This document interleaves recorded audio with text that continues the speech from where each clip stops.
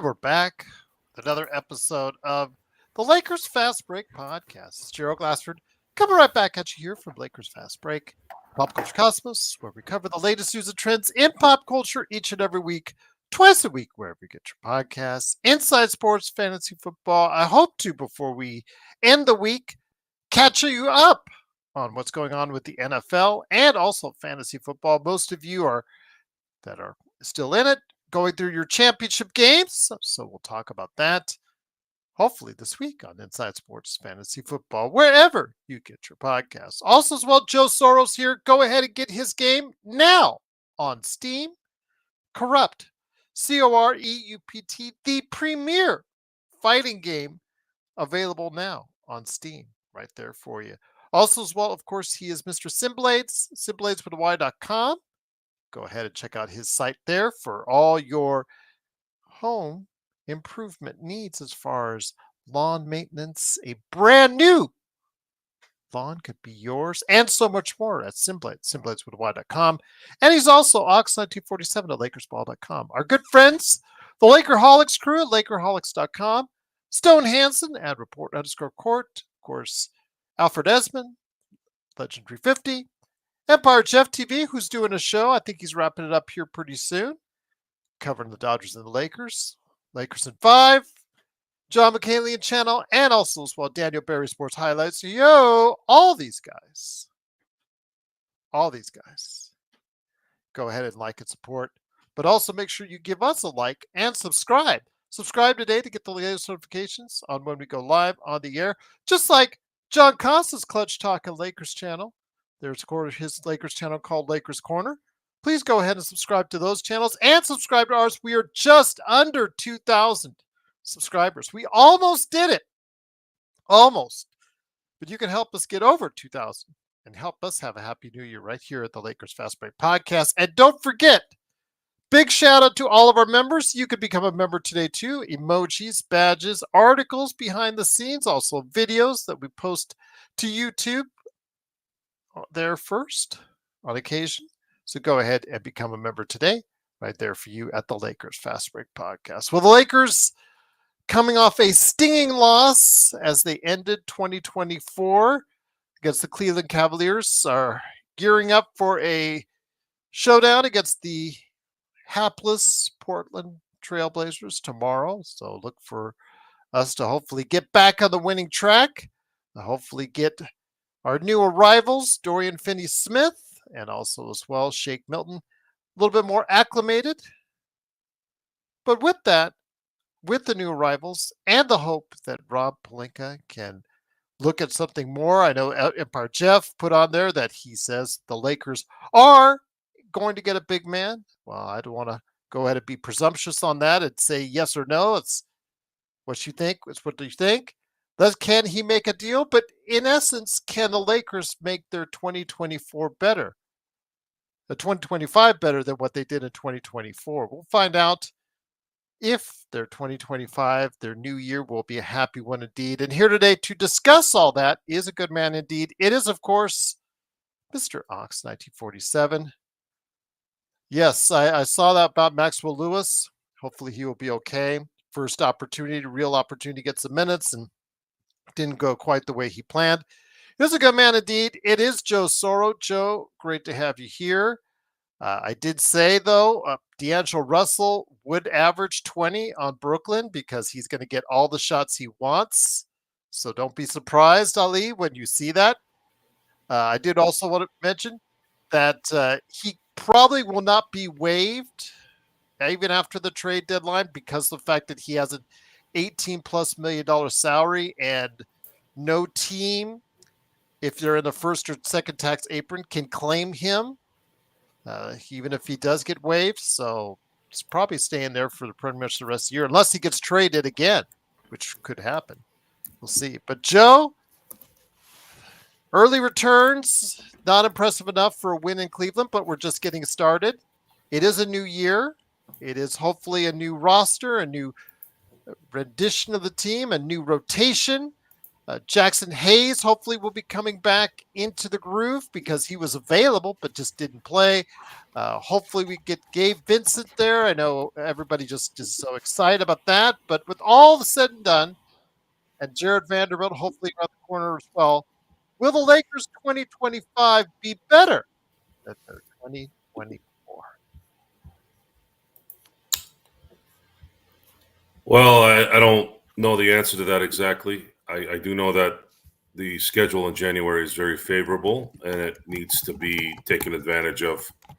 If there is to be a trade for a big man, the Lakers are going to have to really decide on what they want to give up in terms of future compensation for that big man. That big man's going to have to make a important shift in the performance of the Lakers. The important shift is, can that big help the Lakers compete in the playoffs? Otherwise, I don't know how you make that decision if it's going to be one of those things where the Lakers are worried about running into Denver too early, and then all of a sudden now you get this big, and then you get waxed by Denver again in 5 games. Now you just pretty much took a you know what on yourself, and it didn't, and you did it for nothing. So I don't know where I don't know where that goes. However, I am curious that if the Lakers can get home court, even if they ended up playing Denver, I'm wondering if that'll help, at least from a psyche standpoint. But I don't know. I really don't know. It's a question mark at this point. We're gonna have to wait and see how this pans out. We still have 3 months to wait on if this team can last as long as it will. Too many injuries, too many lapses in focus, whether it's validated or not. I think a lot of people interpreted last night's game as AD didn't get any help. For some weird reason, I didn't see that last night. Maybe it was New Year's. Maybe I didn't pay attention enough. But I'm gonna say that when it comes to that kind of game, I can't buy the fact that he didn't get help. You have to kind of go up a notch a little bit when you're playing the best team in the league at this point. You got to kind of suck it up and do what needs to get done. You got to kind of ramp it up. But I don't know if that's the case. I don't know if we're asking too much for guys that are just have never shown a history of doing certain things 82 games out of the season. LeBron James is the only player on this team that's had a history of playing at a high level for an 82 game season. AD has played at a high level and has played like last year, played 76 games, but there were always lapses during the year where he didn't play well for about a week or two, played like an MVP for about 3 weeks. Then he'd go back to kind of not playing as well as he was playing the last 3 weeks. And then it's just it's too inconsistent. And those little things matter because you don't win the games that eventually end up helping you in a better position. There's discussions right now. There's a lot of momentum going towards a big. I don't know what's going to happen. I really don't. I usually get a good feeling on what might happen, but it's just too hard to really gauge what kind of, this Nick Richards thing out of Charlotte's been starting the last couple of days. I hadn't heard anything about Nick Richards before then. We mentioned him on the show, actually. Yeah, but I didn't really. Yeah, we mentioned him, but I was more in discussion with LaMelo Ball and all that. But I didn't take that as a serious option. But there you go, Sean. Exactly. Hey, LaBall, why don't you suck a dick? How about that? And fuck off. Sorry, I got to drop that on. Seriously, eat a dick. Sick and tired of you trolling this shit. Listening to me talk. I'm doing a show, you asshole. This is what we do. We talk, and then Sean's gonna talk, and then Gerald's going to talk, you stupid fuck. So if you don't like to listen to me talk, then fuck off. Go ahead, Sean. I thought Joe said last, Gerald, I think I'm going to turn over a new leaf. I think I'm going to go in a cleaner direction. I'm like, okay. Well, it's one segment here. Go ahead and edit it later. Put some bleeps. Hey, Put some bleeps in there. You know where it is. All that needs to be said is It's this. at where are we at? I know where it is. I know where it is. Yeah, you're at the. I can't see where the numbers are. Yeah, there you go. All that needs to be said is this: living well is the best. Now I ain't gonna block you. I'm gonna tell you who you are, and then you're gonna fuck off on your own. I don't block people. LeBald, he enjoys trolls. He eats trolls for I will lunch. eat you alive. Go ahead, keep talking. Go ahead. Go ahead, Sean. Sorry, I keep interrupting. Yeah, no, I was just gonna say Joe sleeps in a big bed with his wife, and LeBald sleeps by himself with a sock. I'll just leave it at that. Up his ass.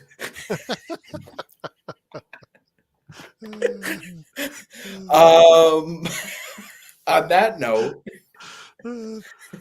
Sean, I'll put it to you like this, my friend. Yes, the rumors have started. I know Empire Jeff show just got off the air, talking about, I'm not doing any clickbaity stuff. I'm just saying the Lakers are interested. If you listen to the rumors into a big, I know that at what we saw after last night, the other night with AD not really essentially getting much help, and JJ not bringing Jackson Hayes, who was available to play, into the game to help, suggesting that we should go after big. Now, Valanciunas, I've liked, but he is 35 or in his mid-30s, and he's on a 3-year contract. It's not exactly the most wonderful thing in the world. Kelly Olynyk, who Nick T really likes. I had to correct him yesterday and tell him he's not a shot blocker, since he's only averaging 0.2 blocks per season, this season, excuse me. But he, even though he's playing a very minimal role now for Toronto, which you know so well, in Toronto,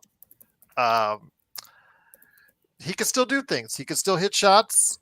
He had 14 minutes tonight, and he was 3 for 3.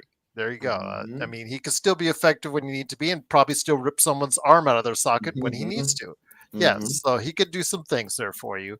But he is also a 33-year-old, above getting a little bit older in years type of deal. So for these guys, how much do you want to spend? I said Olynyk, if you throw the Clippers second, okay, well, I'm interested. For Valanciunas, if you go with both seconds, I'm interested. But I'm not throwing first at these guys. I'm not throwing first, but it might take a first to get them from somebody else is interested. So I want to hear your thoughts. Nick Richards, who we did talk about many times previously. Somebody wasn't listening, of course. Nick Richards has done a lot. He's on a very minimal contract. I think it's like $4 or $5 million, something like that. So yeah, 4.5 for JHS and a couple seconds. There you go. I would your take that deal in a heartbeat, Drill. Your thoughts, Robert Williams. This is the time of day, the time of the year we're talking about all these guys. I think the Lakers need more than just a center to make this deal worthwhile. It takes more than just one above 30-year-old big guy or even a young player like Nick Richards. They need more than just one big to get this rotation more competitive in the Western Conference. Much, much more, Gerald. I agree. And I would take that deal in a heartbeat. I like Nick Richards. Well, hold on. Let me talk Lakers Nation, because obviously he doesn't know. JHS is a bust, yes, but he's also on an expiring contract, Lakers Nation. That's why another team would be interested. He has a contract similar in value to Nick Richards, which is why you would do the deal in that sense, because it's $4 million coming off your books if you're Charlotte.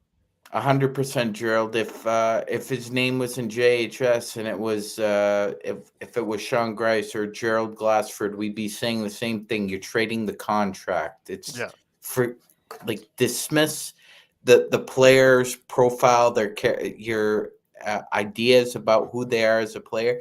All that is a transactional move. And by the way, Nick Richards shoots over 65% from the field.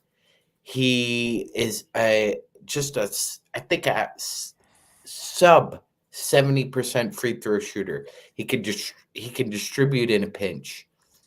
Per 36, he's a double guy. He can average 10 and 12. I think he'd be a great backup, Gerald. And Well, yeah, if you he's listen to only. Nick, I was just gonna say, if you listen to Nick T in the chat, he's got the Lakers trading Max Christie and Rui away for Bruce Brown and Kelly Olynyk.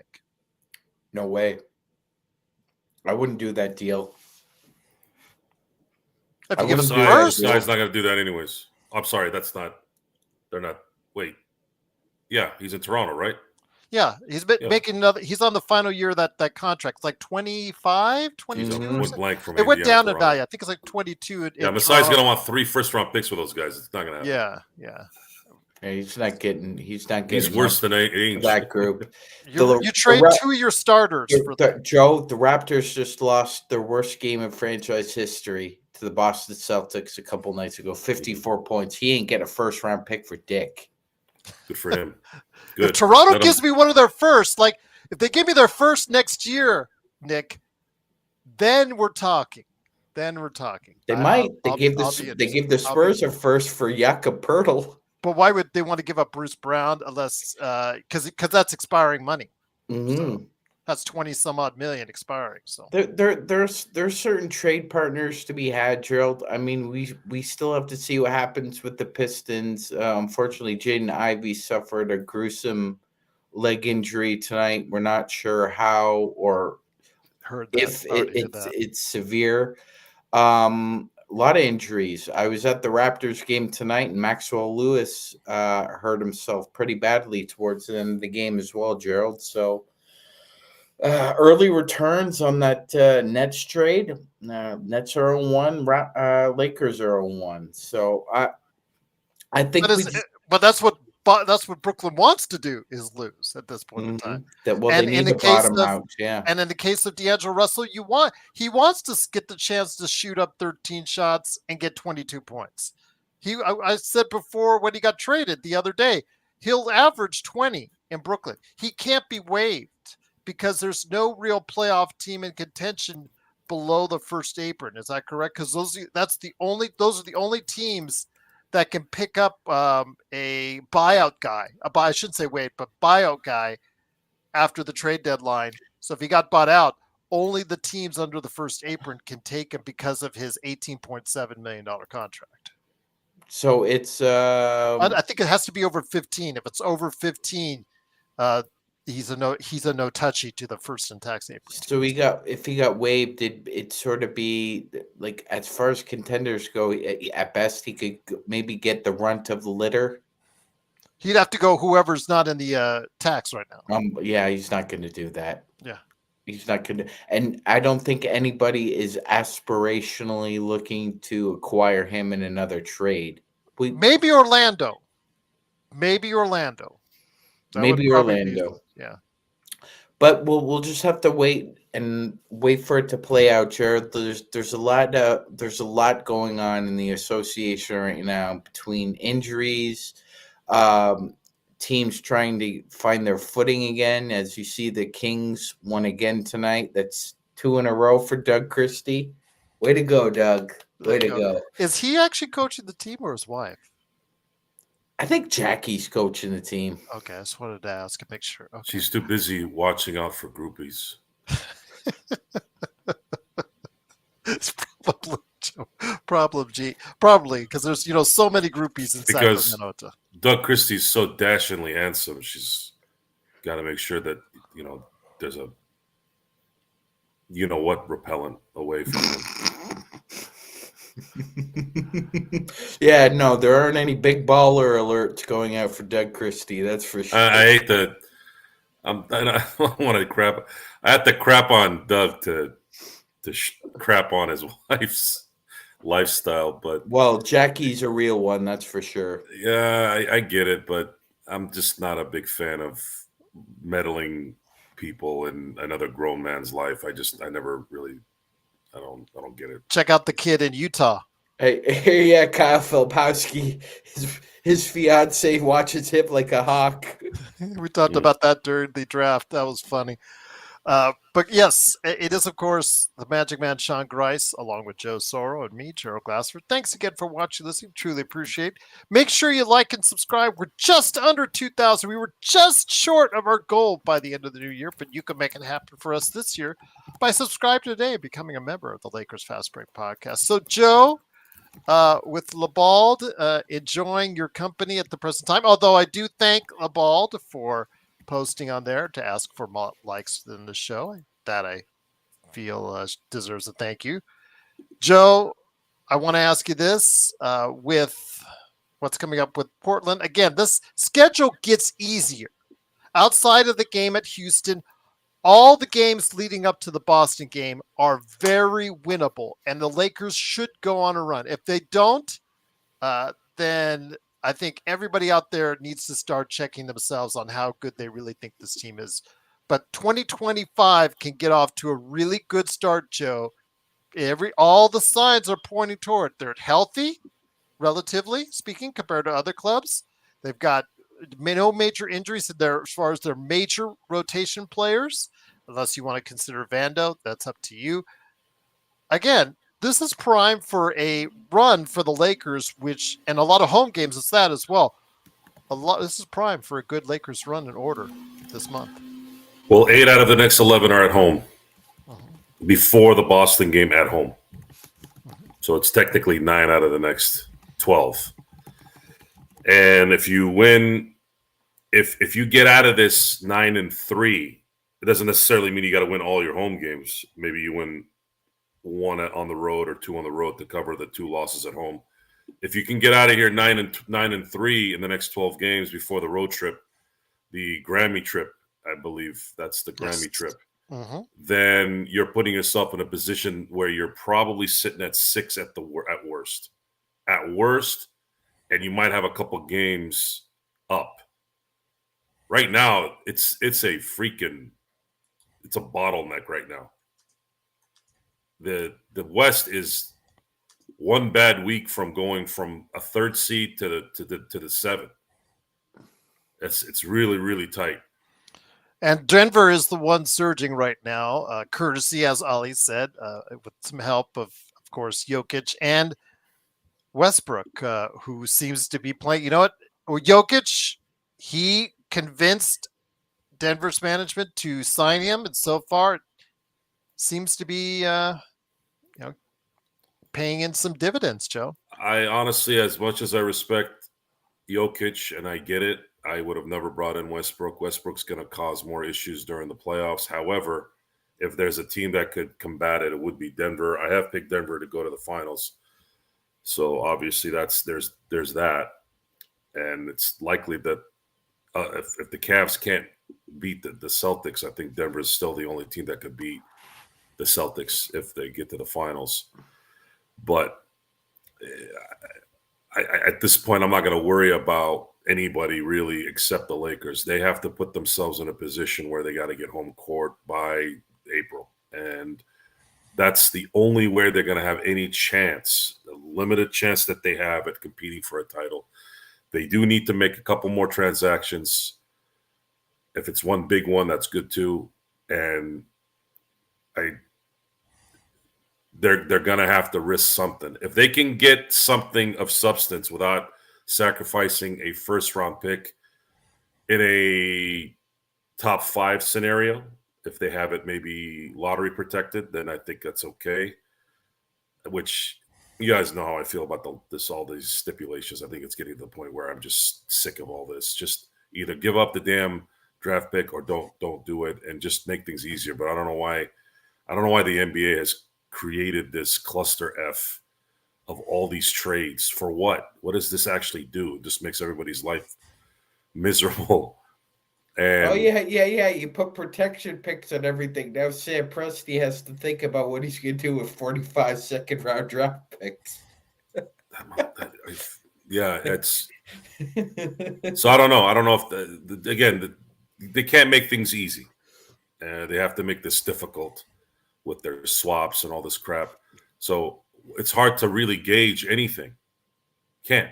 It used to be easy. You used to say, okay, matching contracts. We know that if you wanted to make the numbers work, you added another $3 million to the top. You got a couple second-round picks, done. You knew that. But now, I don't know. Now there's aprons. Now there's 2 aprons. Soon there'll be 3 aprons. Soon there'll be double secret probations. I don't know what they're going to do next. But there is a deadline where we can at least go on with our lives. That's the positive, which will be in 6 weeks. And by then, the Lakers need to be sitting comfortably in that 4, 5, 6 spot, so that if they do improve the team in that window in terms of talent, then finally they can go in after the All-Star break and actually run the table as well as they can, like they have the last 2 seasons, and start fighting for a home court spot instead of, we need to make the playoff spot. Joe, I have a point of order here. Who was discussing the fact that we didn't get a whole lot from AD last night? We need more from him. Who's saying that? Well, I said that he wasn't aggressive in stopping Jared Allen. Okay. And then there are people saying that he was doing so much he didn't have enough oomph to do it.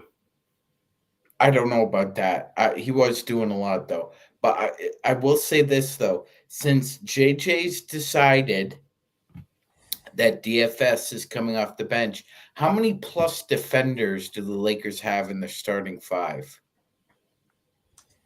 Plus defenders. It's not a trick question. One. Now, if you wanna start Rui, Max, Austin, and LeBron, that's a problem, Gerald. All 4 of those guys, have major flaws defensively. And AD's defense as a rim protector has slipped noticeably over the past month. It's not just in Cleveland against Cleveland. Maybe like people are saying, the workload has been a lot on the offensive end. I mean, he was averaging 30 points a game for the first month of the season. So that could be a lot on his shoulders. I'm not sure. But again, when we see him play so soft and continually get beat to the ball like we did the other night against Cleveland, that has to be of concern. And of course, getting I'm not going to say a big-time big, a mediocre big, like a Valanciunas or Olynyk or whoever you put in there, even someone maybe with some promise like a Kessler or even a Miles Turner, if you were able to dream big on that. I don't know how much more, I guess, it moves the needle in the right direction, guys. I just don't know how much it will. I know it's something that they need. I know it's something that AD needs, but does that still put you above OKC in the West? Does it still put you above Boston or Cleveland in the East? Cleveland, that difference, as Joe's put it, as far as a talent difference, you saw it on display the other night. One person, unless they're a hell of a good player, is not going to bridge that gap between those teams. So I don't know. Again, I will have to wait and see. I think they do need more than one piece. But Joe, you're going. There's the shows bring a lot of redundancy because that's exactly what the Lakers have done here the last few years. There's this redundancy that just continues to happen. It's very similar to game plans by Mike Tomlin during the Steelers' 16 and 17 game seasons. You always see the same thing from the same people. And at some point, when you start seeing the same thing from the same people, what are you waiting for in terms of trying to change that? Because usually it's not good. Otherwise, you'd play better or there'd be better results. When do you learn? Is it a talent? Are you banking on bringing in talent to solve that problem? You've tried to use it. You try to blame coaches championship coach for your problem, and then you bring in someone else, that guy was a problem. Now you kind of don't have a problem with the coach. There's a coach that's competent and has some good communication skills from what I've seen. So now what? Now what's next? Okay, we're going to wait for this deadline in 6 weeks. Can they make something happen? Rob's going to look either like a moron or he's going to look like a genius. That's a lot of times in any transaction. It's not just a Laker issue. But what I'm trying to understand is Phil Jackson used to say this, and it stays with you when you hear it enough, because he said it at least 2 or 3 times during bad endings, which is pretty much Phil Jackson was he always had bad endings with his relationships, because usually relationships that are finished always end badly, right? Even if it wasn't animosity or money issues, even 2011 when the team got swept by the Mavericks, we all saw him put his fist into Pau Gasol's chest, angry. It ended badly. It ended one of the greatest coaching careers on a sweep. Just kind of how it is. Dan Marino got waxed 62-7 by the Jaguars in his last game. It's usually going to end bad, right? But one of the things that he would say is, I couldn't connect something like that.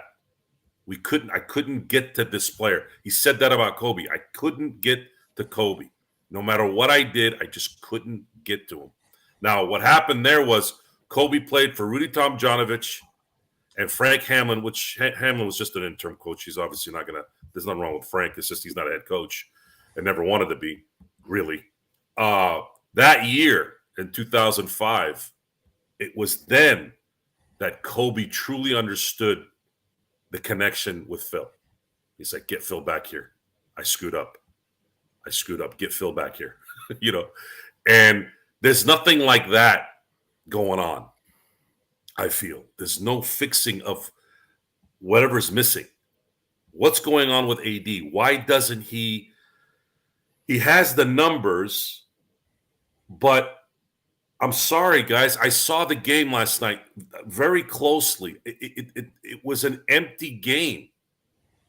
It was empty because he didn't do the things that mattered, stopping these guys from scoring underneath when he was in position to do it. It was almost like he was a half a second off. Is it his foot? Is it a knee? Is it an injury we don't know about? Was he worried about getting hit in the face again? I don't know. But that's the little things that's probably hurting the Lakers more than probably any of the stuff that we've been whining about. Because now there's no more. What else? Okay. Trades are happening. You got a good coach. Now what? Now it's got to go on the players. Now what? When? Oh, well, AD needs help. Okay. Then they're going to go get somebody like Kessler or Nick Richards or whoever. Then what if they hit a dry spell? Oh, he didn't get enough help. Oh, he didn't do this. The redundancy is constant. And I'm at some point, your stars have to take responsibility for this. It's just what it is. And that's the fine line. Once again, it is the Lakers Fast Break. Lakers Snack Pack for you. Truly appreciate you joining us. Don't forget, tomorrow, it is the Portland Trailblazers. We'll be back on playback.tv/Lakers Fast Break. And, of course, right here after the game, Lakers post game here at the Lakers Fast Break podcast. Sean, you heard the words of Joe. Again, the preface of the show is we're trying to look forward. We're trying to look forward and seeing if this will end up being a better, more positive year for the Lakers. Unfortunately, last year, all we got was a first-round exit, a very competitive first round, but still a first-round exit against the Denver Nuggets, who are playing better, Magic Man.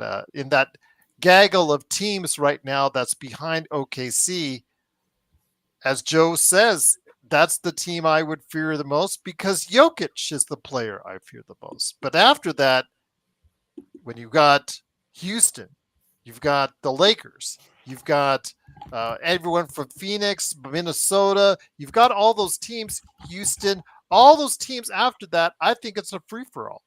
And I think the Lakers, should things go well like we think they will, or should, when you're playing such an easier schedule this month, I think those things can happen. And by the end of the month, the Lakers could find themselves in that top four in the Western Conference with still possibly a trade on the way that can make things better. Hopefully, it's more than just one individual, but we'll have to wait and see. We'll have to wait and see, Drill. And look, yesterday was not a good litmus test for the Lakers. That was every strength Cleveland had was a Lakers weakness, and it showed. And I'm with you. The only team that puts a little bit of fear into me would be Denver with Jokic. That's it. If we matched up with Memphis again, I mean, I'm not shaking in my boots, Gerald. I'm not looking for a plane ticket out of town. Houston, you're not sure. I still think they need a couple vets other than Jeff Green to help them out. Jeff Green's a little long in the tooth right now. Excuse me. To me, the tricky team here would be Minnesota. They got off to a white hot start last year, and they weren't going to sneak up on anybody this year. Everybody understands that. But Tim Connolly is also in the business of trying to make his team better, Gerald. So, yeah. Still a free agent this summer. Yeah, he is. They haven't re-signed him. Just saying. Yeah, just saying. And I mean, if he's available and he's thinking about maybe LA, hit the road, Rob. Anyway, yeah, Denver would be the only team right now that I think would be a problem for us if we met them in the first round, Gerald. I'd take my chances with everybody else. The thing is, though, with Minnesota, which Minnesota team do you get from day to day? They don't even know. I thought that was a good acquisition on their part when they got Randall and DiVincenzo, but again, both those guys have been hit and miss. I know when you talk. Yeah, Julius Randle hasn't hit and missed at the buffet, that's for sure, since he got to Minnesota. And if you talk to anybody there, his lack of effort on defense has been underwhelming, to say the least. And to think, I thought they were going to be better overall because of what they were taking away with Cat, but Cat has proved sensational in many ways on New York. So right now, you'd have to say New York has got the clear end of the deal on this one. Again, before I hit back to Joe, I want to ask you this, though. What were you, if you were sitting in the boardroom right now, what would you be suggesting that the Lakers get? Because for me, I still think it's going to take more than one player. I still think it's going to take more than one component of this and not just two rotation pieces or guys like we're talking about. A lot of these deals that are talking about, a lot of these deals that, Lakers at 5, Empire Jeff, some other these channels they're talking about, they've got plastered on there. These are just guys, they help a little bit, but overall they just don't make it a larger, clearer picture for the Lakers. But if you were in that realm, what would you go after? Well, they need a package. Go ahead, Sean. I know you. No, go ahead, Joe. You need a package. There's two packages that probably would really, one is better than the other, but they would greatly help in terms of depth and the two spots that they need help with. Number one is Sexton and Kessler in Utah. The other is LaMelo. I don't think it moves the needle enough. I don't think it moves the needle enough. It'll move the needle enough to where you have a legitimate big that could either cover for AD when he sits or play with him, and you still have Jackson Hayes there too for more depth. And then Sexton will be a guard that can actually score, that can score consistently, because Max Christie gave Vincent can't. Austin Reeves is playing out of position in a lot of ways. He's definitely, He's definitely useful there. We saw this in the Portland game, but I have a strong feeling off of what I saw that they kind of let him do his thing and took care of everybody else.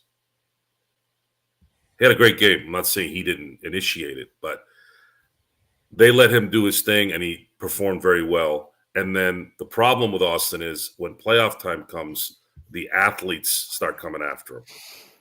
And you have 7 game prep now on you. And they're going to take advantage of his lack of athleticism and lack of speed, because that's what's happened the last 2 years. So you're going to have someone that could score at the guard position so that LeBron and AD don't have to really, really like hold everything when it comes to the ball going under the basket. Now, if Colin Sexton shoots 10 of 13 and 4 or 5 from 3 like he did today, Joe, it's a different story. But on the season, Sexton would play much better with LeBron and AD than he would in Utah. Okay. Kessler would perform much better in LA than he would in Utah.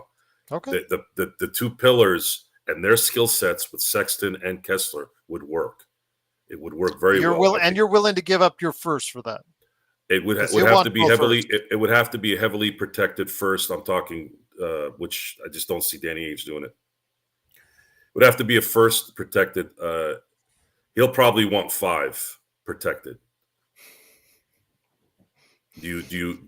And I was thinking lottery. Do you meet in the middle? Do you meet at 8? You'd have to make that trade and say, if we don't compete for a title, but even if you compete for a title, if you don't win, I don't know. I don't know how that feels at the end. But then again, Kessler is young. Sexton's young. You're going to be able to use these guys next year. So maybe it's not that bad. It's not like they're going to be gone at the end of the year. If they'll have their bird rights. But Nick T keeps speaking for us. He says we want Kelly Olynyk. I don't necessarily think that he's going to make a difference. He would help a little bit, but I don't think the Lakers need 2 players.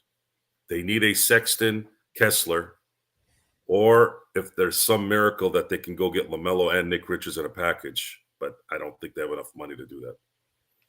So, Magic Man, the boardroom shifts over to you in order to make it a better 2025, which I have a feeling the Lakers are going to still try to go all out on, because they still think they do have a chance to go and make some noise in the postseason. What are you thinking as far as a package? Something similar to what Joe has, or something different in mind? Yeah, no, it'd be along the similar lines of Joe. I'm in agreement with yourself and Joe. I don't think they pulled the ripcord and decided to go full Godfather on a player that they think they can target, get to LA, and be bona fide contenders again. I think it'll be a small trade like the one Joe had mentioned. Maybe you get Josh Green and Nick Richards from the Hornets. Maybe you get Kuzma and Valanciunas from the Wizards. I see those kind of, like, I wouldn't call them marginal moves, but kind of glue moves rather than a big blow in your wad move, which I don't foresee, because with the economics of the NBA, it does, you don't hear any rumblings about big moves, Gerald, about big contracts being moved. It's what Joe goes back, and I give Joe credit when he does, Magic Man. It is a lot based off of the CBA and this first and second tax apron deal. Yes. Yeah, that's a big fear for teams. It's a big fear for teams. What did Steve Schott tell Billy Bean? I'm not okay with you spending money that I don't have. And I think a lot of NBA GMs are hearing that from ownership, definitely.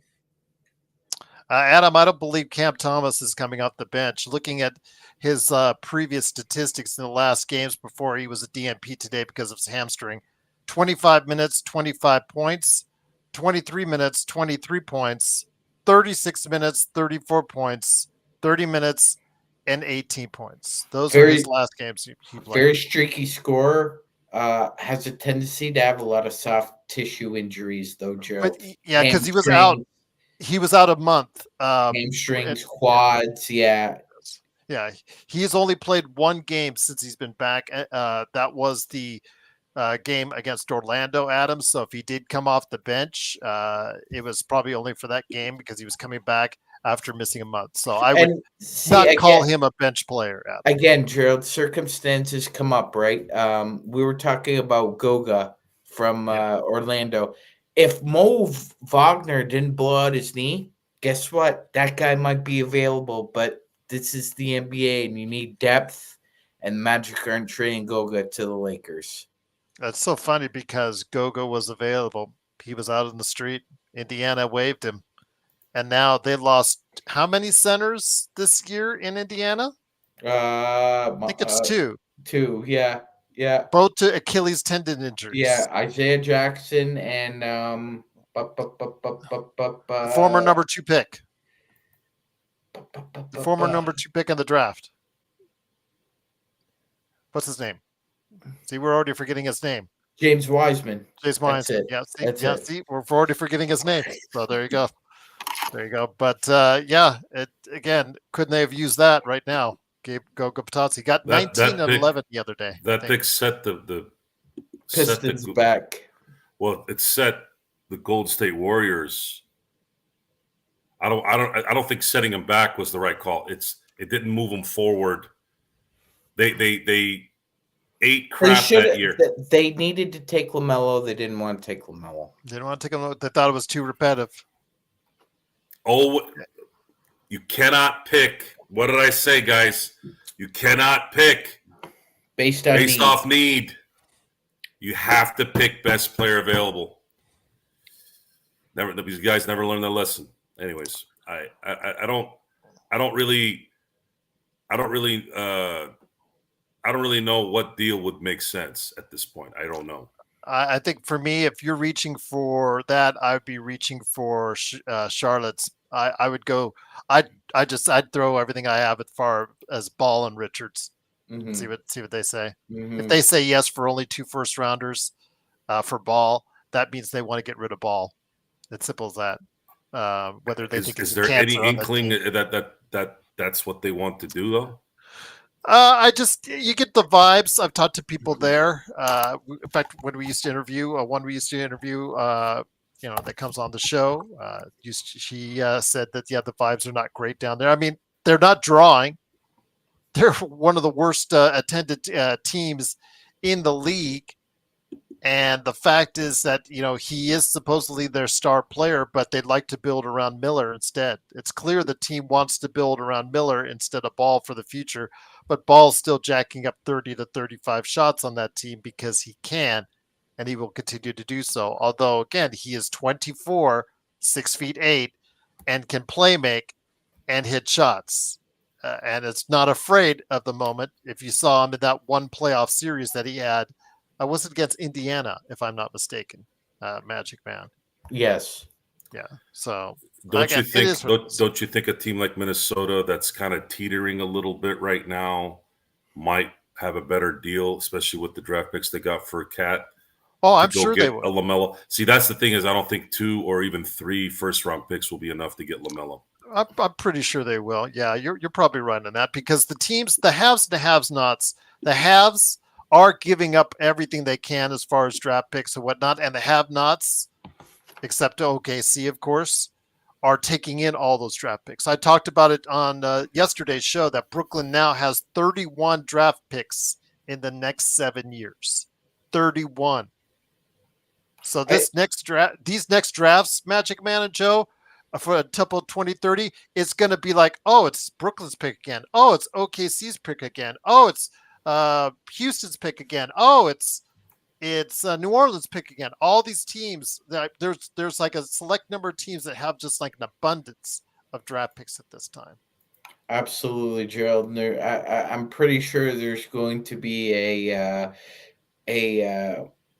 a social media uproar in the next coming months about freeing Coop from possibly being stuck in New Orleans or Washington for the next 8 years of his life. And it's just the dregs over and over again, Drill. And I'll say this.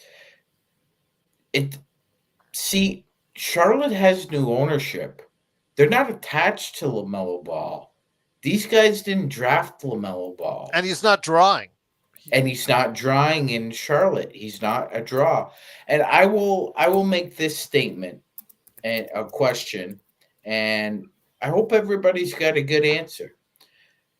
When was the last time an all-star point guard on a lottery team was traded to a contender and led them to a deep playoff run or a championship? The last time an all-star point guard was on a lottery-led team, was traded to a contender, and led them to a deep playoff run. Good question. Very good question. You have to go back a little bit. Okay.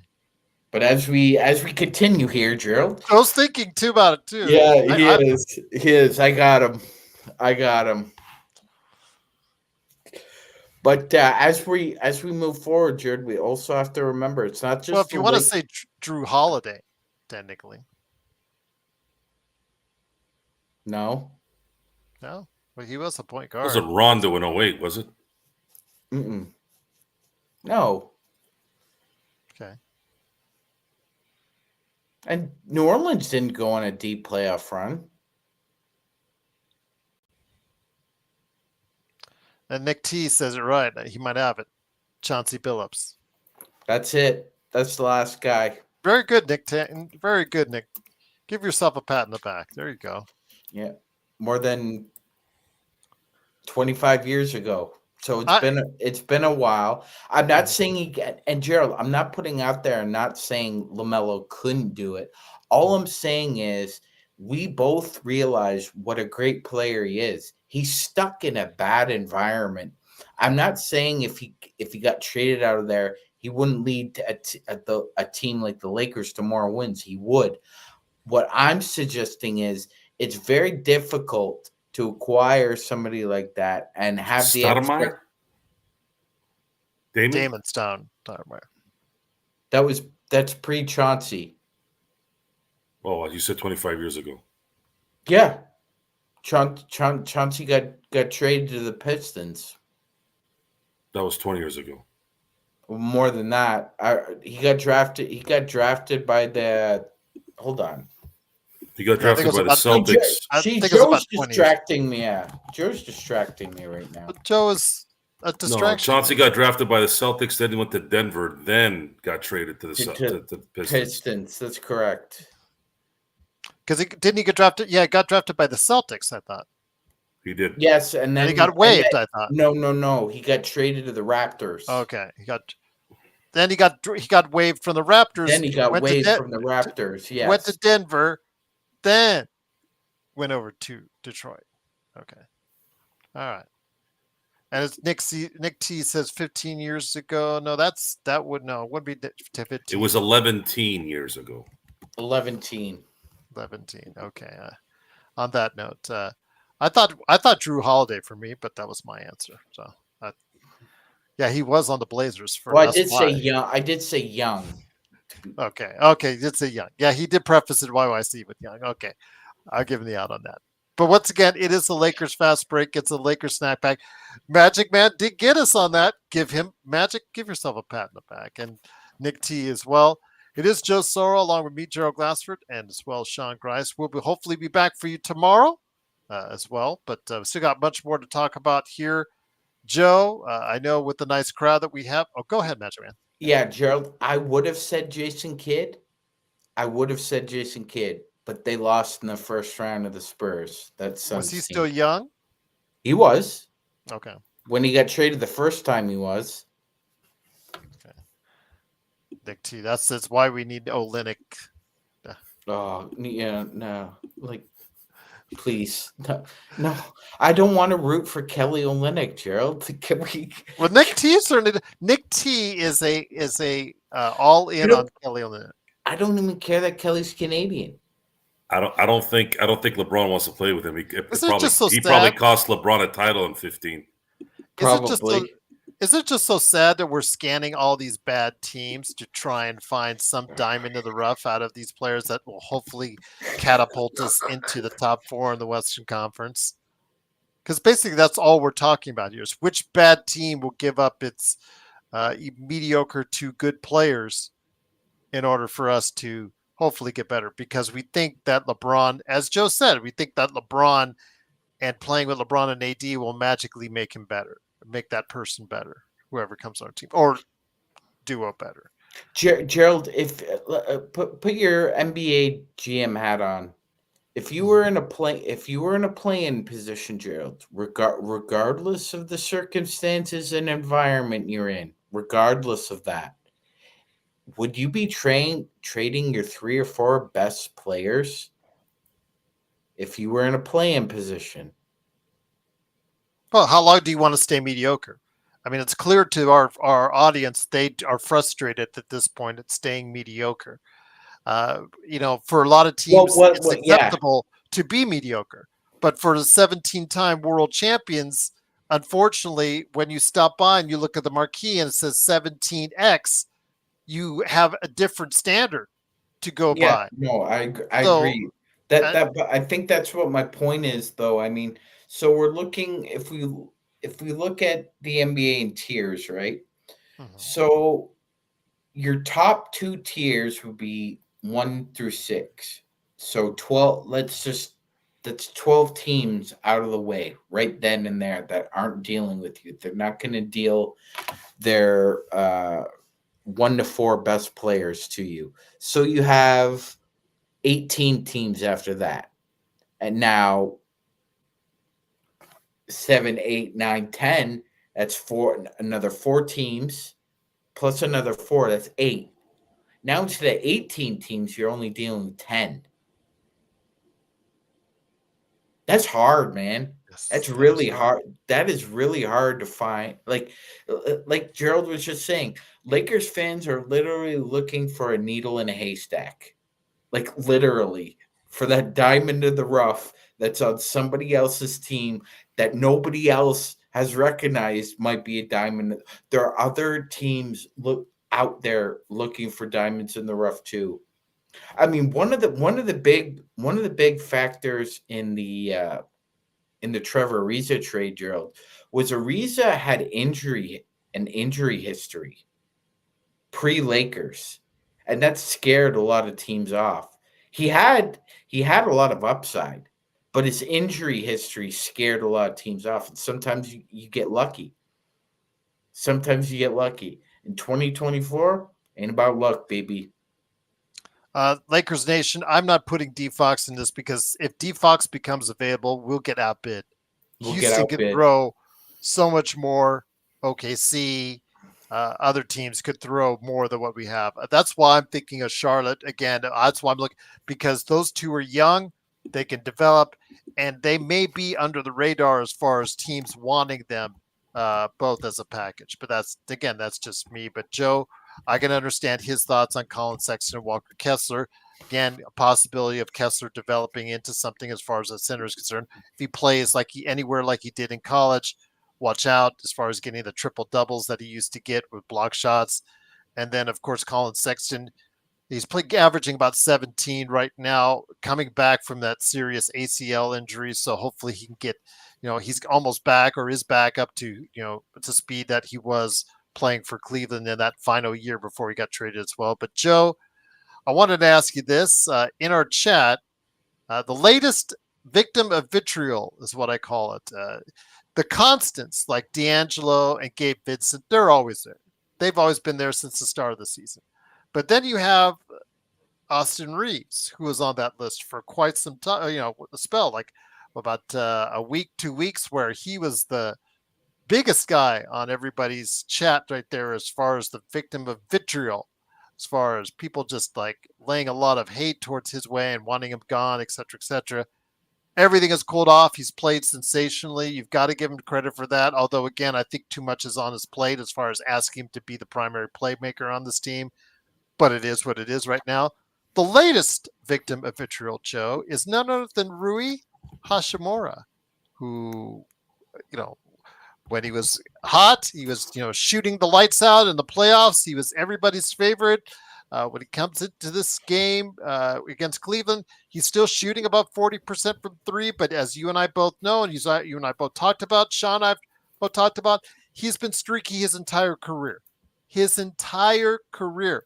The 2 games before he got traded to the Lakers, 0 and 30. I'm not kidding. Look it up. So with that said, he is the latest victim of vitriol. I've always said that he's best as a 6 or 7 man. I'm still holding on to that. Still believe that on a championship team. But your thoughts on Rui? I mean, I still believe he also has a hard time guarding 3s and 4s because he's a tweener without really a position that's set for him in mind. He doesn't rebound well enough for a 4, but he doesn't guard or as far as score well enough to be a 3. Finishing at the rim was a problem for him against Cleveland. Your thoughts on what we should do with Rui Hashimura? The issue with Rui is his inability to handle contact at the rim. That's been his consistent issue. He does hit the 3 well. He plays as well as he does as a role player. I don't really like to get on Rui too much because he is who he is. But the frustrating part is a 6'8" guy missing from 2 feet because he has a little bit of resistance. That's the most frustrating part about Rui.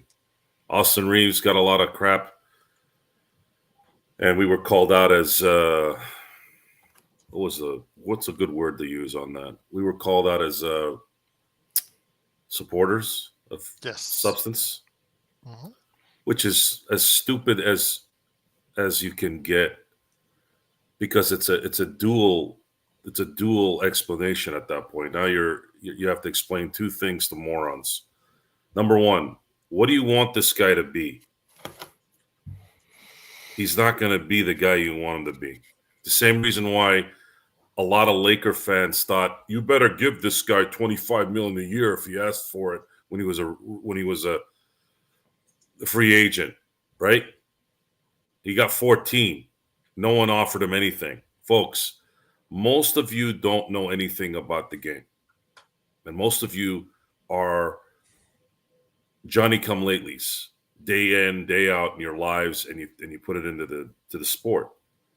You got to have a little bit of consistency in sucking for us to go and really harp on you. So we used some good examples, didn't we, guys? When we talk about the ownership, this wasn't an isolated situation. This wasn't even this last 3 years. We took it back since Kobe's Achilles tore. This team has won 50 games for a decade only once. So there's an issue. You've had 2 regimes in that time.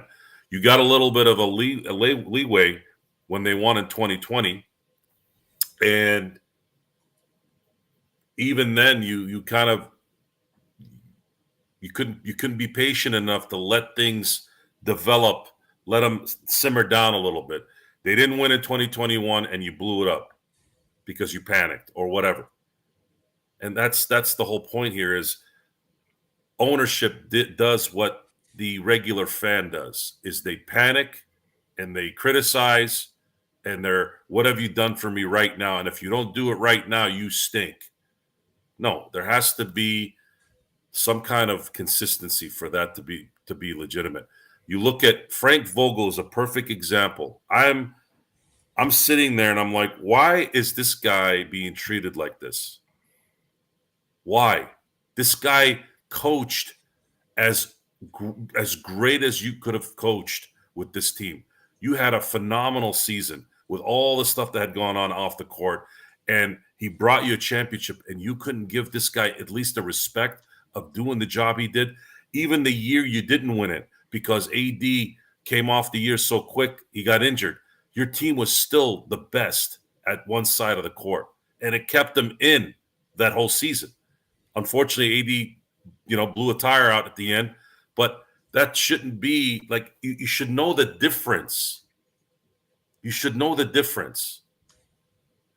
But it's not. People are too emotional. People focus on why am I not feeling good? And then they'll interpret things differently. They'll see us kind of getting hot and getting crazy. But if someone is getting hot and getting crazy, you got to also listen to what they're saying too. If what they're saying is legitimate, then it doesn't matter if they're saying it loud or they're saying it quiet. Pay attention to the information. But most people, to use Austin Reeves as an example, he doesn't do what you want him to do. Oh, trade him. Oh, my God. Oh, my God. Send him to wherever. Yeah, that's not how this works. Rui is who he is. Austin is who he is. Our frustration is you gave, let's say at the beginning of the year, you gave Max Christie this extension that he didn't earn. You gave it to him based off potential. This team doesn't have room for potential. And you put yourself in cap problems with that. I'm sorry, apron problems for no reason. You're telling me that Max Christie wouldn't have taken a $4 million deal? Who the hell else was going to give him that money? Was it to motivate him? How did that work for you before? How did that work for Vanderbilt? Here's what it did when you gave Vanderbilt that money. He took a vacation for the last 2 years. He started doing surgeries 3 weeks before training camp. Oh, wait a minute. I didn't know about this. On both feet. Yes. Why didn't he do it in May? Who is he? Well, Joe, Shaq did it. Really, guys? I got to teach you context now and the difference between Shaq and Jared Vanderbilt. See, this is why it's hard to talk to people. They don't understand. They don't understand logic and context. Comparing Shaq to Jared Vanderbilt. Joe, you're being a hypocrite. You didn't care when Shaq was doing it. Shaq was winning finals MVPs 3 years in a row. Of course I'm not. You remember the story about Jimmy Johnson and Troy Aikman and the practice squad guy that fell asleep watching film? He cut that guy's ass. And then some reporter asked him a good question, said, what if Troy Aikman slept in that same room? He would have went over and said, Troy, wake up. You're all not the same. No one's the same. There's no equality in sports.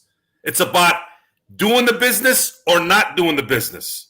That should be everywhere, by the way, not just in sports, but you can't just grab some guy at the Rayleigh's or the Ralph's or whatever supermarket you go to and just grab an NBA player and put him in there. I mean, there's been some, stories where, guys work there, but those guys probably had been star players in college and whatever. This is not the same. You got to have guys that know what they're doing and can play.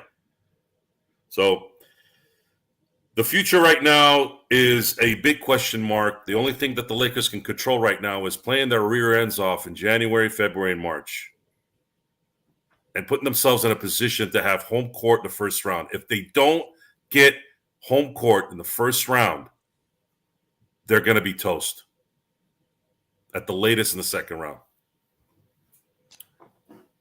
One of the reasons why that could be Magic is that the Lakers might not have enough playmaking because they did get rid of one of their better playmakers in D'Angelo Russell.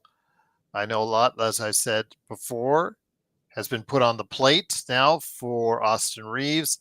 I'm seeing in the chat, Austin Reeves just back and forth. What'd you say, Joe? Yay! A subscriber! Thank you, Randy. You're on mute, Joe. Great. Lakers Nation said something here. He says, I hate when the Lakers players smile when we're losing. I despise that. That happens a lot on the sidelines. We don't talk about that one a lot. I despise that attitude. Yeah, that starts to tell you. Or the laughing with their teammates. The laughing and giggling and grab-assing, right? Mm-hmm.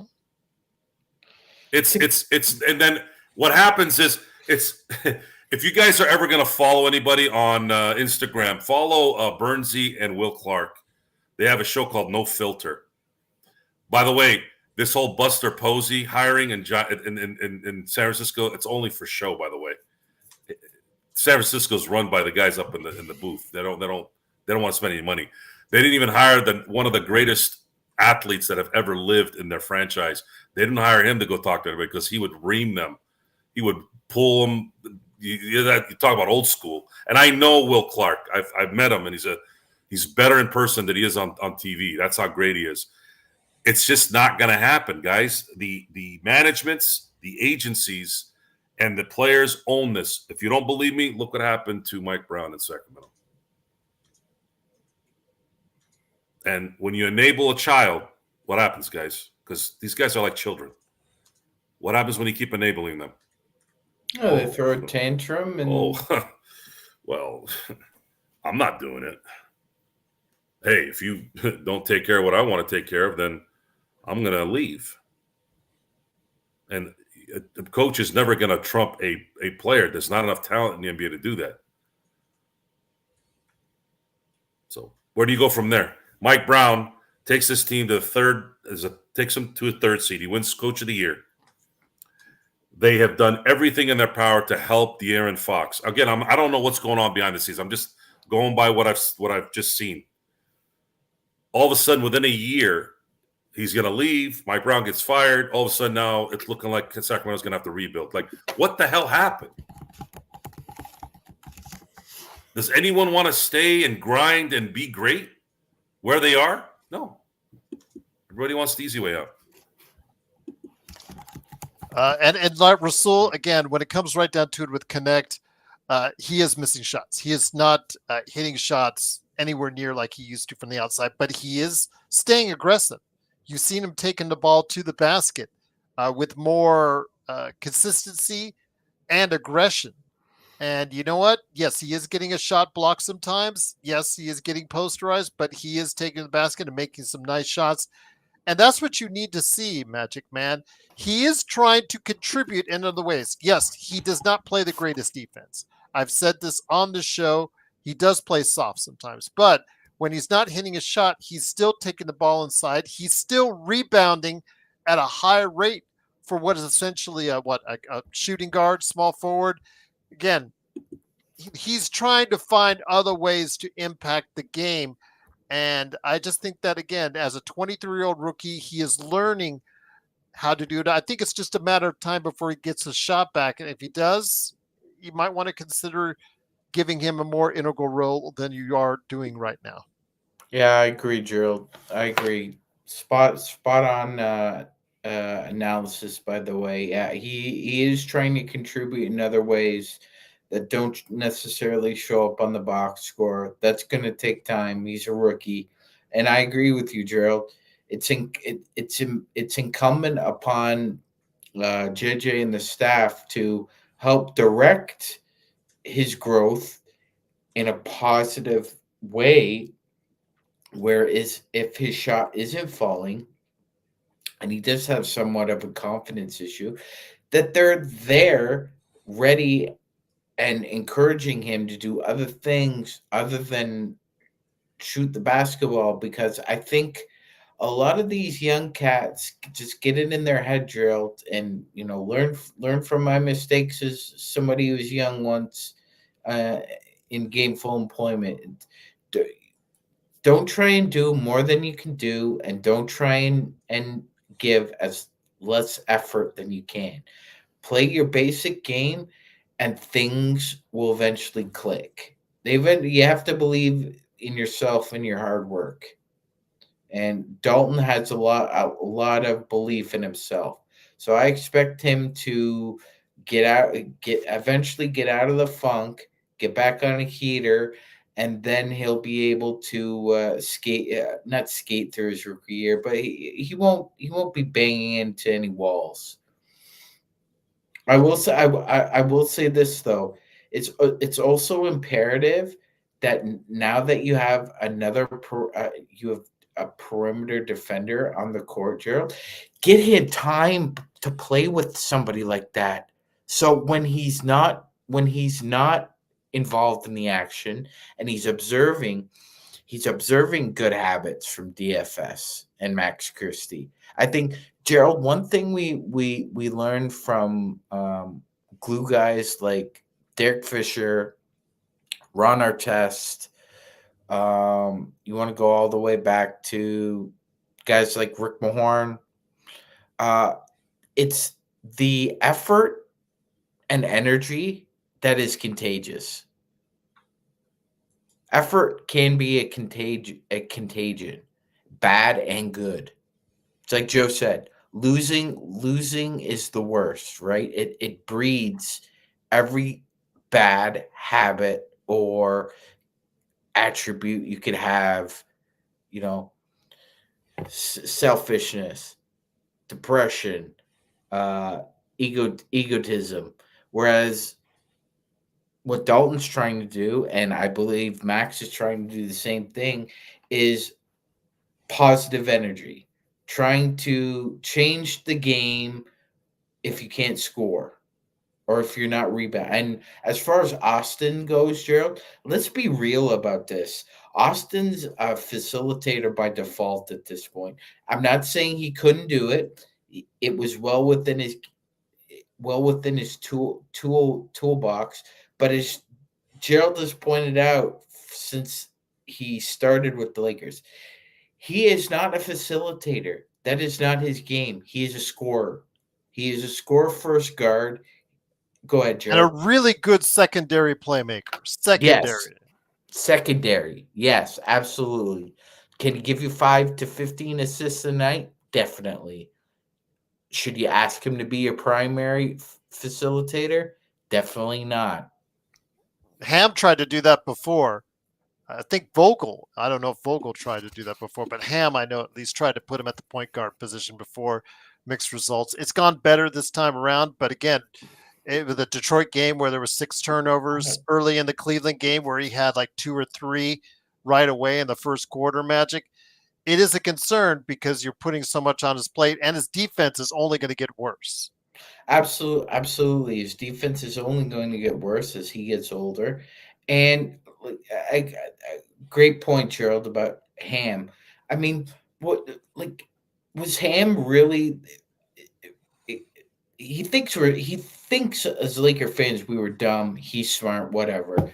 Did he really think that somehow overnight Austin was going to turn from a Michael Jordan or a Kobe as far as a secondary facilitator to like Jason Kidd or Rondo? That wasn't going to happen. He doesn't have the processing skills for that. He doesn't have the speed for it. And like we've been saying, like the athleticism, he is squeezing every ounce of juice out of that athleticism that he's got. Everything. He is playing he's everything. You got to give him credit because he is maximizing as best he can. I wish he shot better. If he shot 40% from the 3, I think this would be a better situation for him. But as long as he remains at 35%, just average NBA 3-point shooter, I think that's going to be still something that will work against him. But Joe, let me bring it back to you. And once again, this is the Lakers Fast Break. Hopefully you have liked and subscribed. We got lots of people in the chat today. Please give us a like. It really helps us out. And if you haven't subscribed yet, we've already gotten 1 subscriber for sure. We get closer to 2K. It is truly appreciated if you do, right here from all of us at the Lakers Fast Break. Joe, the new additions, Dorian Finney-Smith and Shake Milton. I know that we've got some people on one side thinking Shake is the better part of the acquisition. We've seen before where throw-ins in a trade. I know you'll name one from the past year. I'm pretty sure you're probably thinking of what I'm thinking when I say that. Have worked out.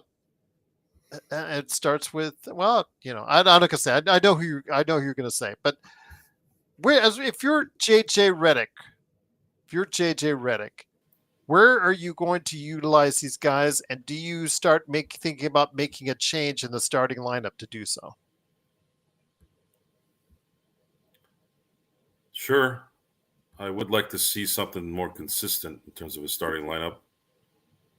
That usually creates good continuity, even if you have better players coming off the bench. But continuity is something the Lakers haven't really had in a while. I was thinking, by the way, Shannon Brown on the throw-in. Shannon Brown was when he would get on the court.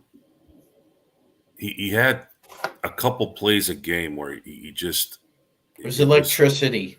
There was a chemistry to it. He wasn't as good as he should have been based off his athleticism. Guy was an athletic freak.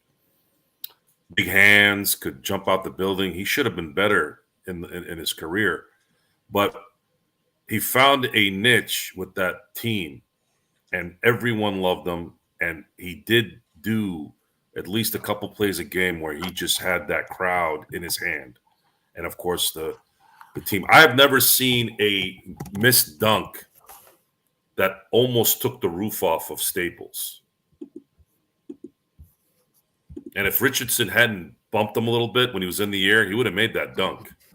If you don't know what I'm talking about, I remember folks, I want you to go on to YouTube and put Shannon Brown near missed dunk, and you'll see. I think I remember Stu saying it looked like he kept going up and he was going to go over the backboard. Jason Richardson just on the replay just barely touched him. That little touch, I think, kept him from finishing it. And I'm telling you right now, guys, if he had made that dunk, it might have been the equivalent of what we saw the crowd when Ori hit that three to beat Sacramento. It was loud, and I went nuts. I couldn't believe it. And I mean, you had Kobe, you had Fish, you had everyone just like, God.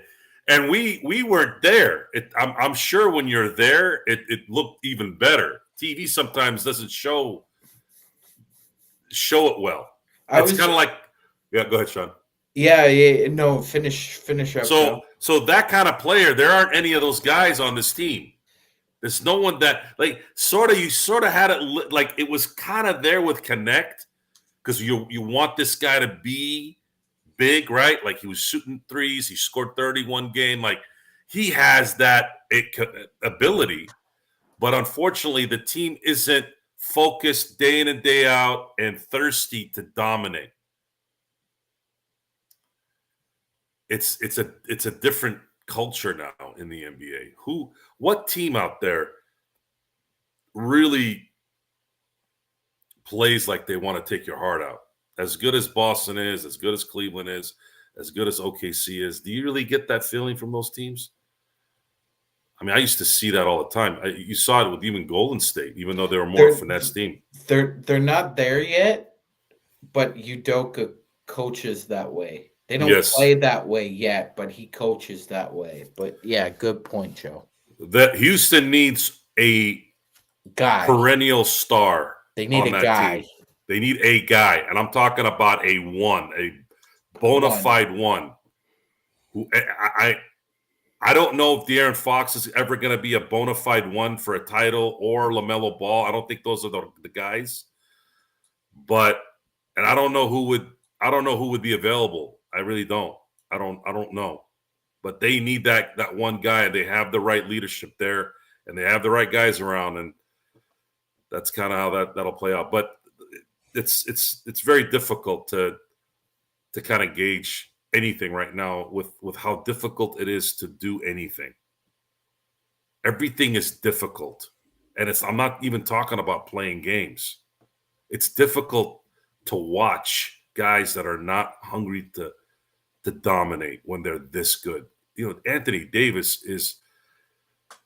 his skill set is top 5 on the planet. I mean, just think about that for a second. His talent is top 5 in the world. There are 8 billion people on this planet, and he is in the top 5. And if you're in the top 5 in any profession on this planet, you're a unicorn. And it's unfortunate that they can't shake him to want to be great game in and game out and want to put that ball down your throat.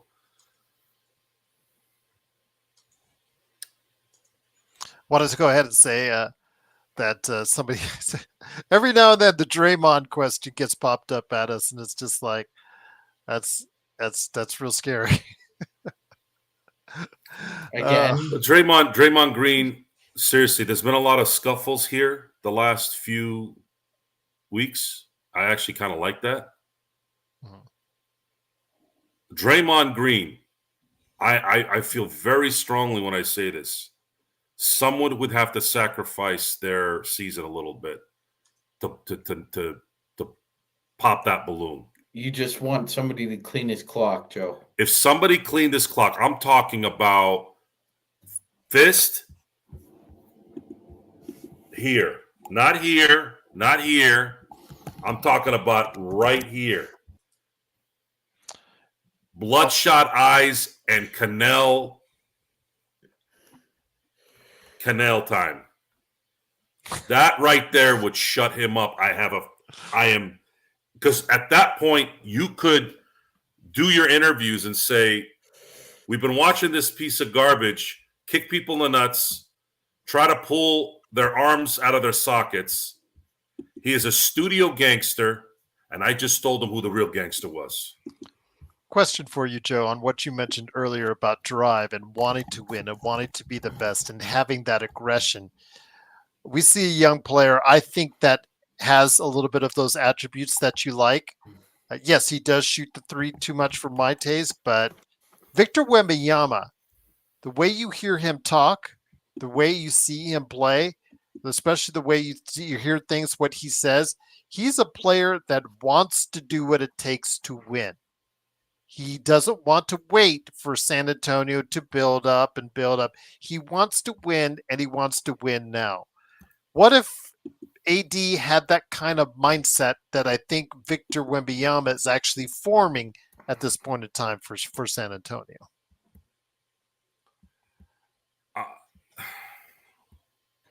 He could be the next great player, Joe. I really think Wembanyama is going to be the next great one.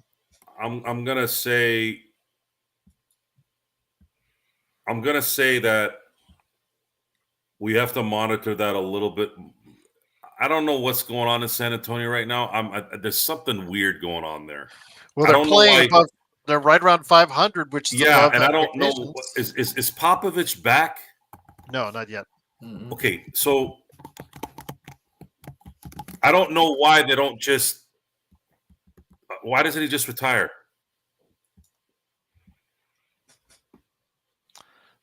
Love of the game. Okay, not much I get to do. that. I get it. But his wife has already passed away. I'm going to wait. I get that. I understand that. But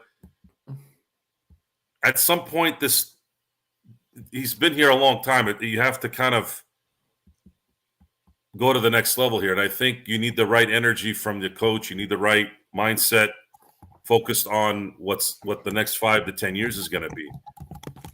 The San Antonio Spurs are going to need to get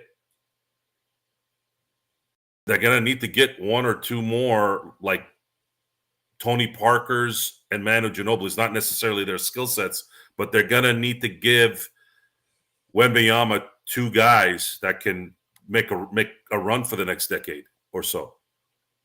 Because he did have the stroke, which he is recovering from at this point in time, Joe.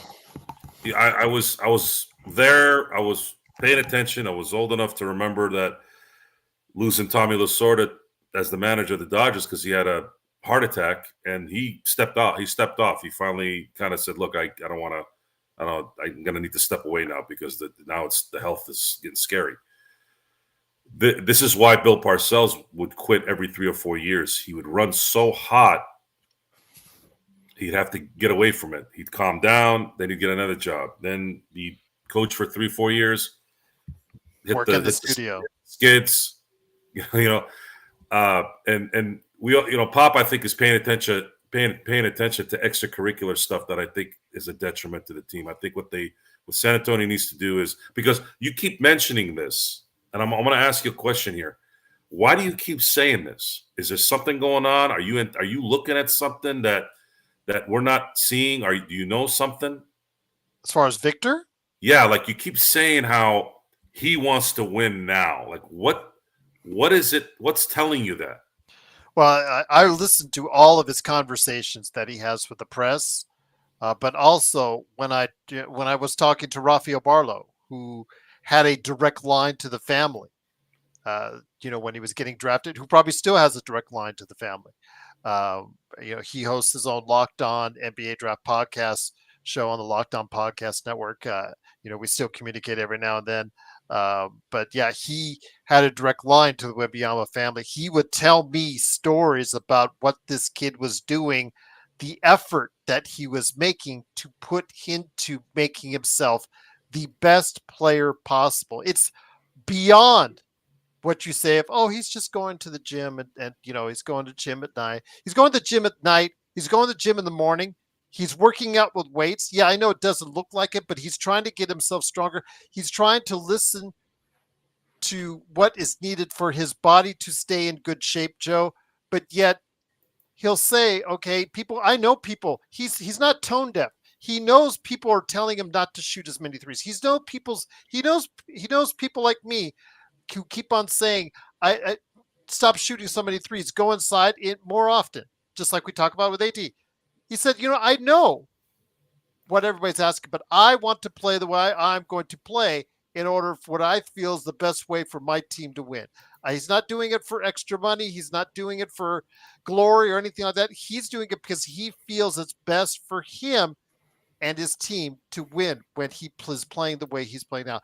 As he gets older and as he gets stronger, you will see him migrate more to shoot more inside, which will placate me and others who have called for that.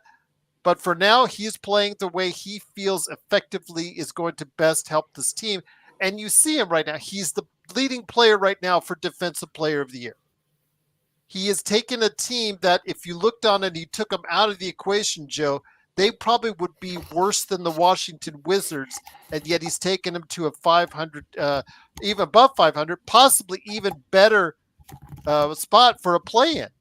They have a chance to be in the play-in. They're ahead of Phoenix right now with those 3 stars. I think I'm trying to decipher something by you saying what you're saying, and you have kind of a you've been listening. The real deal, Joe. So he is saying that. So here's what I'm asking.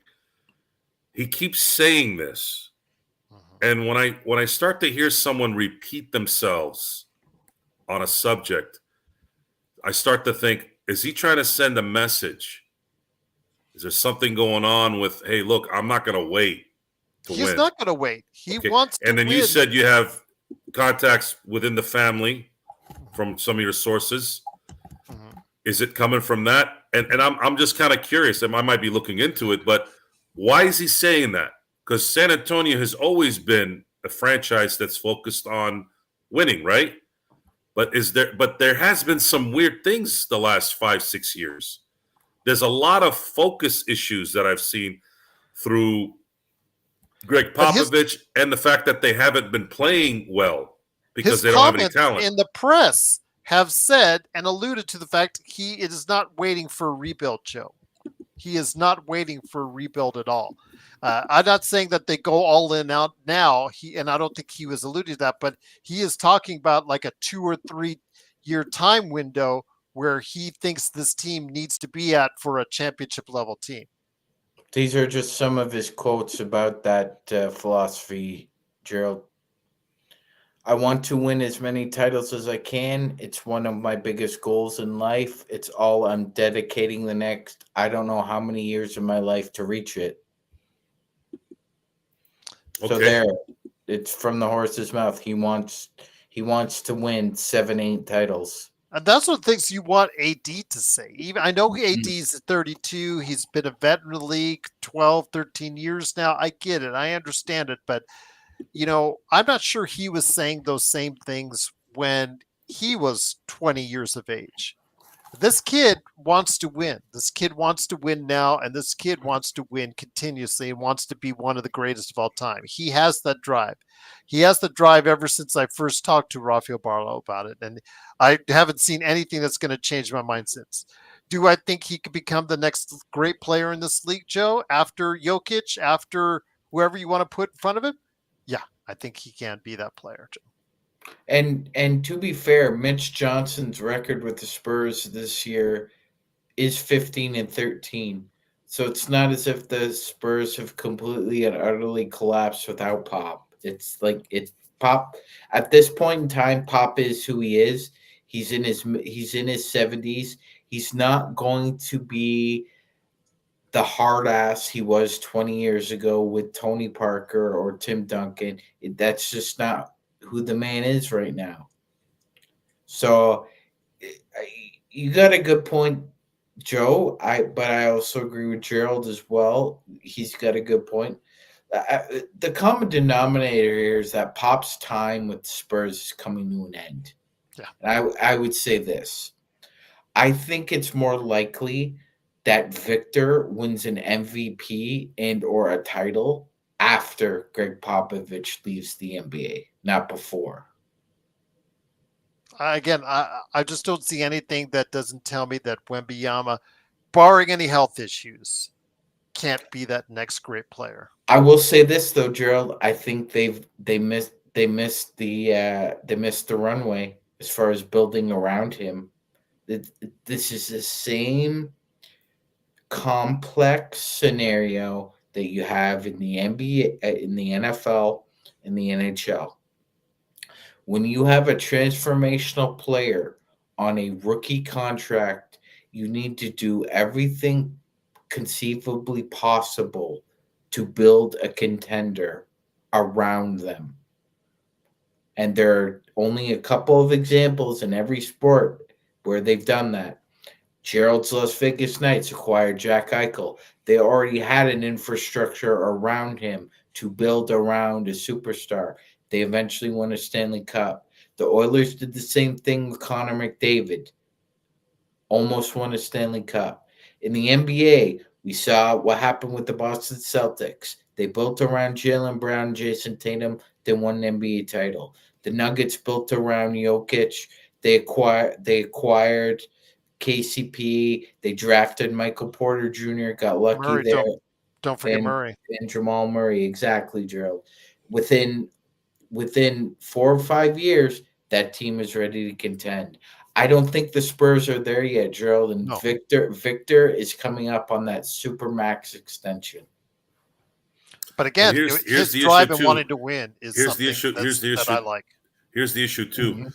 If they are playing, this is the part that's going to get even worse now in the NBA because of their new setup. If they're winning like this, hovering around 500, they're only going to be just good enough to make it a little bit, but not enough to go all the way. And also it means they're going to have to hit. They're going to have to hit on later picks like they did with Ginobili in the second round and then Tony Parker late in the first. That's something that doesn't get talked about enough. I'm not saying they were lucky. I think it was more circumstance. At that time, because of the Euro movement at that time, people didn't look at Manu at that time as, because general managers in the middle management, I'm going to call them middle management, because middle management is the worst thing for any business 99% of the time. Middle management doesn't do their homework in the NBA. I'd say most of them don't. So they were able to get a Hall of Fame player in the second round who was transcendent and the ultimate team player who was essentially the sixth starter, the greatest sixth starter that's probably ever played in the NBA. I mean, some people can say Kevin McHale. Sure, I can roll with that too. But in our era, it's definitely Manu. Then you had Tony Parker, whom probably Popovich's best creation. Tony Parker owes Greg Popovich everything because he made him what he was. I don't believe anyone else could have made Tony Parker what he was except for Greg Popovich. I agree with that, Joe. So now you have two Hall of Famers with an iconic player. Then after that, everything else, you just got to keep everything you got to supply whatever you can during that time. An aging David Robinson, you get the Bruce Bowens to fill in the gaps, and then you just kind of carry that. But I don't know if that can happen with this current San Antonio team. They didn't before they kind of went this way so that they can get to the point where they got lucky and they were able to get the first pick at the perfect time again. But the issue now is if they win now, they continue to win, they're not going to be able to get those top 5 picks anymore. They're not going to be able to go maybe get the second star to play with. But remember, they have a lot of assets in cash. And so that means they got to go find someone that's going to be the legitimate 2. But who? You think LaMelo's the guy?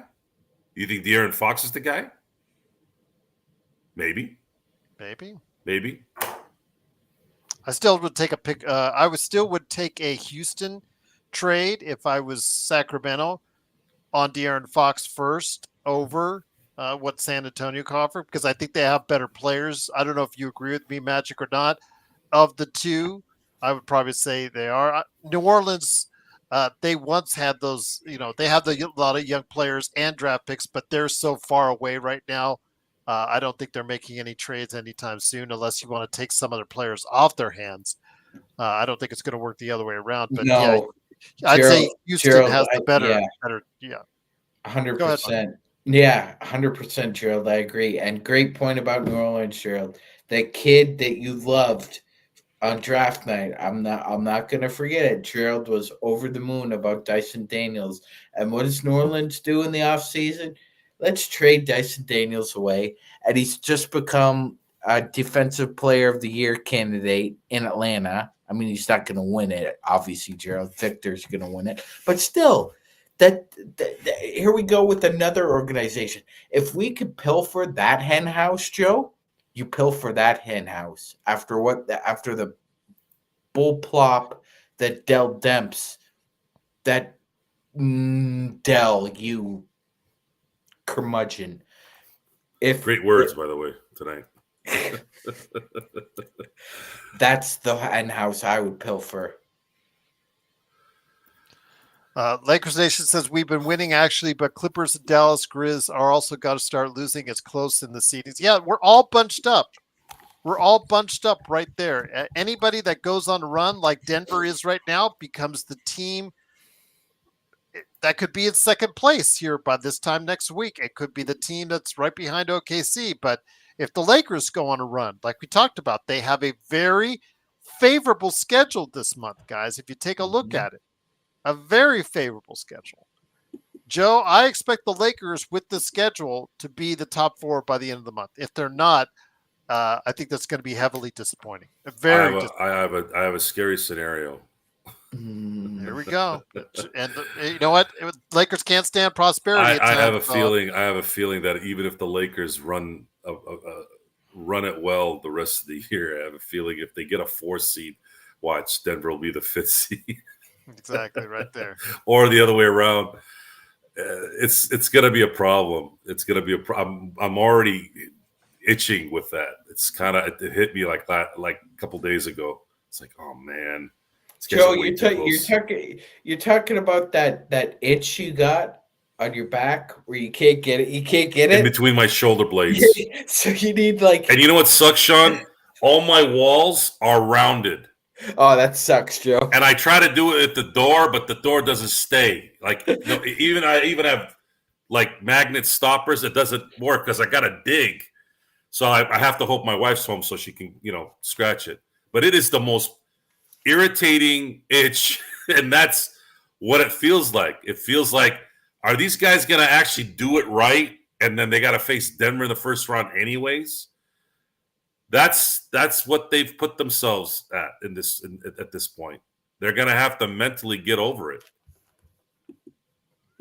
Definitely see what happens, but of course tomorrow is the start of those games in January with Portland.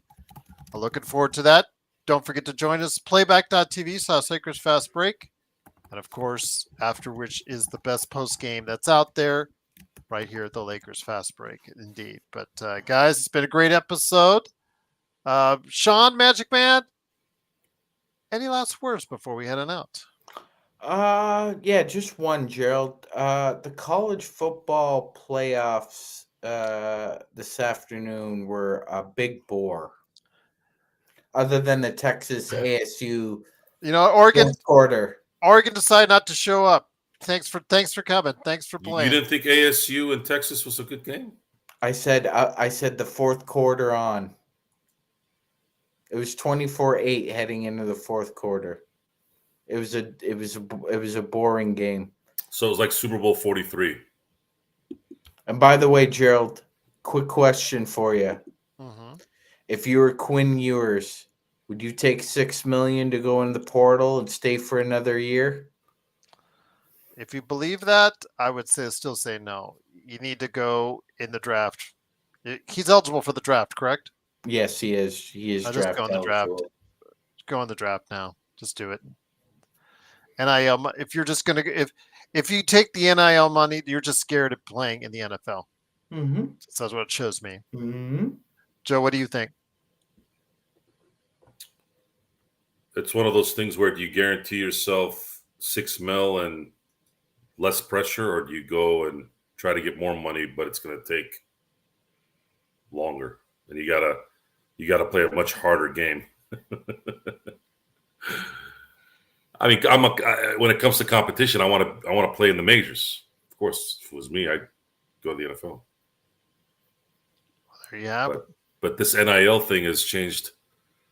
It's changed. It's changed everything. These guys are. Yeah. It's they're going to teams with great setups, and then after the end of the year, they're like, I want to play more. Oh, this team's been giving me more money.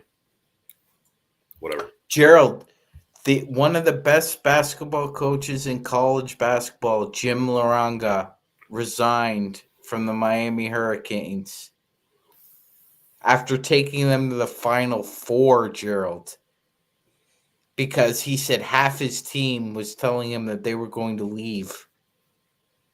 Well, so much for the... Right. Unbelievable. So everyone becomes a mercenary in the name of money. Everyone starts to become a degenerate gambler because of money. Money. And you wonder why they don't give a damn about winning. What's all that money going to do for you when you already have a lot of it? At what point is it enough? Ollie, I'll just say this. They better make most of the opportunity. Last year, it was like January. We talked about this. It was also a favorable month for the Lakers, and they blew it. And they made their work a lot harder for themselves. So, Ollie, they better not make the mistake. I'm going to say it this way. This is the best way to explain the Lakers. We're going to cheer for them. They have a lot of good things still. I don't trust them. I don't trust their psyche. I don't trust their motivation as a team. It's not just one singular individual. I don't trust them because their mindset isn't about being the, like, we are the guys. If you ain't first, they play like that in spurts, and then as soon as they see that the light isn't coming, they retreat. They quit. They're just like, oh, okay. You're describing a front runner, Joe. Pretty much. They don't want, and I didn't fault LeBron. Again, I'm not gonna get on a LeBron soapbox here or go the other way as well. But just think about that for a second. It takes what defines greatness? What defines greatness is adversity. Now, adversity, not, this is still sports and it's a game. I mean, come on, let's not get crazy here. It's just a game. But in terms of the game, adversity, you're not winning or you keep getting bounced by somebody. Is there going to be a battle of attrition to the point where you finally get to the top, getting through those hard times, or are you going to take the easy way out? I'll leave it at that. And with that, history says that's probably what it is. The latter. And with that, it is, of course, the Lakers fast break. Again, the Lakers have every opportunity to take advantage of an easier month, and it starts tomorrow against Portland. No excuses, no more mistakes. They need to go ahead and win these games right away to prove to everyone out there that they do have a chance in the Western Conference. And we'll see if they do make a move and if they end up making it a better 2025 than what went on in 2024. Thank you, Sharon. Thank you, Ali. Thank you, Lakers Nation, Rasul, everybody that's out there. All these new faces. It's great to see. Plus, a lot of our old standbys as well. Xbox, of course, you're the man, tough. So, everybody out there, truly appreciate it. From all of us, we hope you have a happy and blessed new year. And tomorrow, hopefully, the Lakers will have a happy and blessed game against the Portland Trailblazers, which you can catch with us on playback and, of course, the post game right here at the Lakers Fast Break Podcast.